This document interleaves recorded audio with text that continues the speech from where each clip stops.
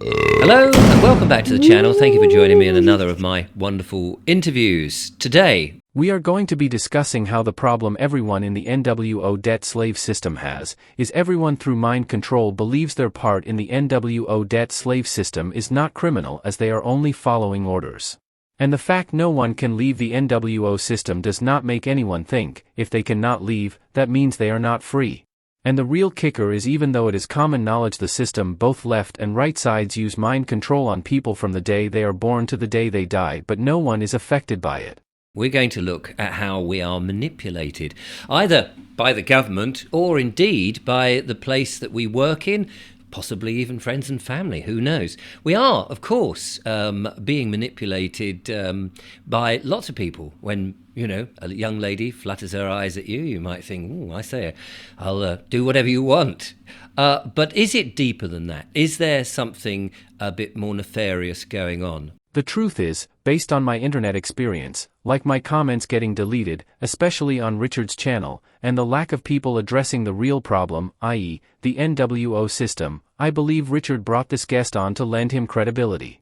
It's evident that people are awakening to Richard discussing matters that pose no actual threat to the NWO system. Hence, Richard features this guest discussing the mind control of people, rendering them incapable of seeing the problem or organizing a way to stop the NWO. It's interesting that this guest implies the problem of mind control is confined to the pandemic debacle alone. What's most relevant to our issue, the NWO debt slave system, is the guest's assertion that it's not about what people say but what they do.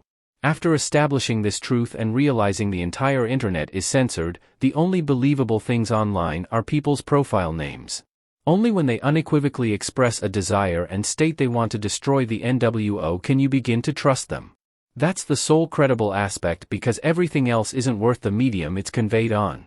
I want the NWO money printing debt slave CBDC craving gangster system destroyed, and you can believe that, as I stated in my profile name by being a PAEACP member and adding PAEACP to my profile name.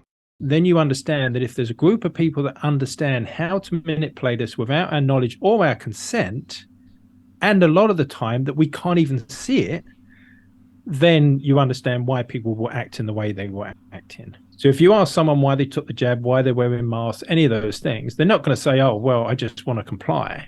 No. Yeah. What they say is, whatever the pre-prepared script given from... I'm saving Granny. Yeah. I'm doing this because it's a humanitarian thing to do.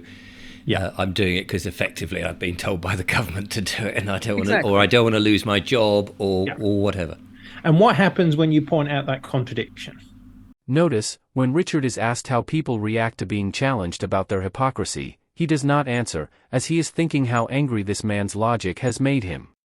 Do they smile and go, "You're correct"?